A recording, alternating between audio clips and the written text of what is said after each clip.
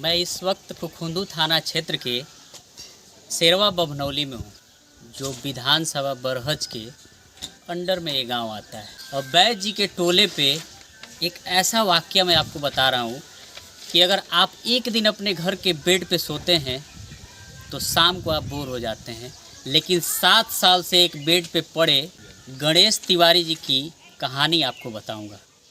मैं उनके घर पे हूँ और मैं उन्हीं से मिलवाऊंगा और उनसे जानने की कोशिश करूंगा कि आखिर हंसते खेलते ज़िंदगी में मायूसी क्यों छा गई, दौड़ती लाइफ बेड पे क्यों आ गई और अच्छा खासा परिवार बिखरने क्यों लगा।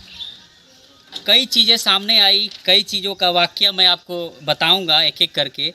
लेकिन सत्ता आती है, सत्ता चली जाती है, लेकिन मदद के लिए हाथ नहीं बढ़ता है। ये बड़ा सवाल है। चलिए मैं उनसे मिलवाता हूँ।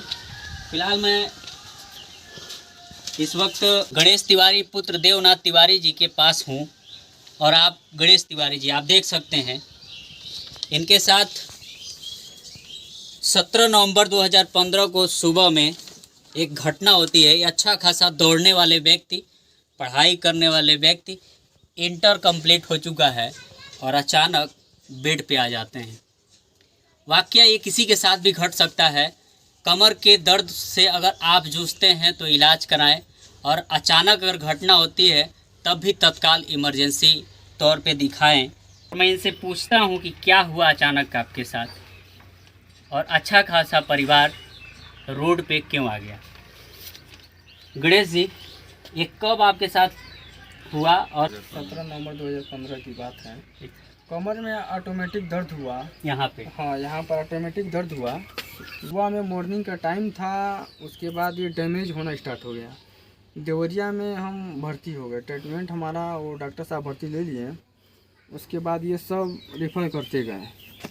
ठीक, उसके बाद यहाँ से कमर के नीचे ये काम करता है? यहाँ से हमारा अच्छा, सीने के पास हाँ, से? यहाँ से जो है ना, सीने के पास जो दिल का धड़कन है, यहाँ से नीचे पूरा डैमेज है हमारा। बाकी कुछ काम नहीं ऐसी करता है। पीजीआई तक आप गए हैं पीजीआई इलाज के लिए? इलाज के लिए गए हैं। क्या वहाँ से बताया गया? यहाँ से वो लोग कुछ बोले ही नहीं। अच्छा, कुछ बताया ही नहीं। फिर वापस चले आए? हाँ, वो वापस चले आए। लगभग अभी तक 7 सालों में टोटल कितना रुपया खर्च हो चुका होगा इलाज देखिए, में? हमारा इलाज के लिए तो इलाज के बारे में पूरा देश दुनिया जान रहा है कि कितना इलाज में खर्च हो जाता है। बाकी अदर आदमी से लोगों को, अपने हित नात रिश्तेदार से लोगों को भी हम लेकर के पैसा कुछ किए हैं, बाकी अभी तक भरपाई नहीं कर पाए हैं। अगर अदर भी मांगते हैं तो लोग नहीं दे पाते हैं कि क्यों, ये कहाँ से देंगे। इनका भी छोटा भाई थे। पूर्व विधायक जो थे उनसे आपने अपनी बात रखी तो उन्होंने क्या कहा? उन्होंने ये कहा कि हमारे पास कोई अनुदान आता ही नहीं है, सब ऐसे ही कुछ सहयोग हम नहीं कर सकते हैं। और अभी चुनाव हुआ है, नए विधायक साका बाबा भी आ गए हैं। जी जी। उनसे क्या आपकी मुलाकात या बातचीत हुई?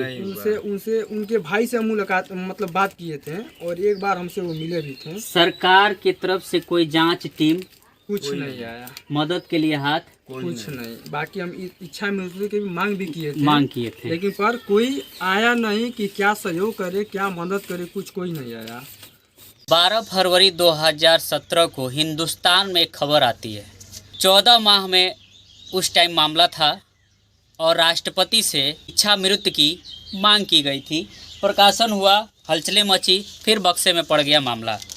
लेकिन ना इच्छा मृत्यु की नोटिस आई और ना ही मदद के लिए हाथ आया। पहला ये है। दूसरा आपका मामला 2017 का आता है। इसमें पीड़ित के लिए स्थानीय लोगों की मदद आती है और थोड़ा बहुत मदद मिलता है। पिताजी कृषक हैं और इस परिवार में 3 बेटियां, 2 बेटे हैं और आप बड़े बेटे हैं। इलाज में पैसा इस कदर लगा कि तंगी का शिकार होते हुए कंगाली आ गई। मदद के लिए शुरू में स्थानीय लोगों का हाथ तो बढ़ा, लेकिन शासन द्वारा कोई मदद नहीं मिली। सरकारी सिस्टम वहीं फेल हो गया। चलिए दूसरा मामला मैं दिखा रहा हूँ। 23/6/2016 जिला अस्पताल द्वारा विकलांग सर्टिफिकेट, जिसमें 60% घोषित कर दिया गया। और आप समझ सकते हैं मैं यहाँ इनको चोट कर रहा हूँ, लेकिन कोई एहसास नहीं है, तो शायद 60 नहीं 70 या 90% आप कह सकते हैं, जहाँ से यहाँ से इधर इनका शून्य हो चुका है। और धरातल पे ऐसे व्यक्ति के मदद करने के बजाय अपनी पीठ घुमाकर अपने घरों में, अपने एरिए में और अपने सभाओं में बैठते और बोलते नज़र आते हैं। फ़िलहाल अगर मेरी बात आपको अच्छी लगी हो और स्थिति आप देखते हो तो इनकी मदद करिए और इलाज कराने के साथ साथ आर्थिक स्थिति भी सुधारिए। आपका शुभ नाम क्या है? देवनाथ तिवारी। और ये आपके क्या लगेंगे? बेटा। चौथे नंबर के? पहले नंबर। मतलब बड़ा बेटा है जी। परिवार की स्थिति क्या है? बिल्कुल नाजुक है। कितने बच्चे हैं? 5 बच्चे हैं। लड़का कैठे? 2 लड़के 3 लड़कियां। अच्छा, परिवार का खर्च कैसे चलता है? मजदूरी करके ही खर्चा चलता है। और इलाज के लिए? इलाज के लिए तो हितनाथ से गांव जवार से लोग मदद के गया। लिए। उससे अभी जो- आपकी स्थिति क्या है आज की? अभी भी वही स्थिति है। अच्छा, दयनीय स्थिति बढ़ता जा रहा है। कोई मदद विशेष कुछ नहीं आता है कहीं कुछ नहीं। इलाज के लिए? आप विकास भवन गए, जनप्रतिनिधि के पास गए, कुछ विशेष मदद? कोई मदद नहीं मिला। क्या चाहते हैं आप? मदद चाहते हैं। कर्जा जो है 5-6 लाख रुपया अभी तक ले है। हो गया है। हम्म। ये कौन सा जगह है? ये भलोनी क्षेत्र में पड़ता है। शेरवा बनौली गाँव है। अच्छा, पिपरा खेमकरण नगर पंचायत है। बरहज विधानसभा के क्षेत्र में आता है ना? विधानसभा और 342। इधर 2022 में नया विधायक आए हैं साका हुआ, उनसे आप मुलाकात किए हैं? नहीं, अभी मुलाकात नहीं हुआ। क्या मिलने का? प्रयास किया हूँ लेकिन पता चला है कि लखनऊ रहते हैं। लखनऊ रहते हैं।